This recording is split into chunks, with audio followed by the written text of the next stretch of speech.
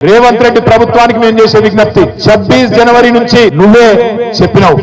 15,000 అనే మాట బరాబర్ 15,000 ఇయ్యాలి 22 లక్షల మంది కౌలు రైతులకు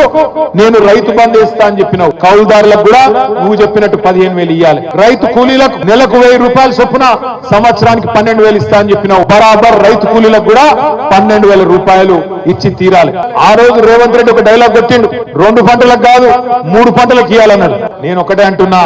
రైతుల తరఫున ఎందుకంటే రైతు కులం లేదు రైతుకు మతం లేదు అన్ని కులాల ఉంటారు అన్ని మతాల ఉంటారు 70 లక్షల మంది రైతుల పక్షాన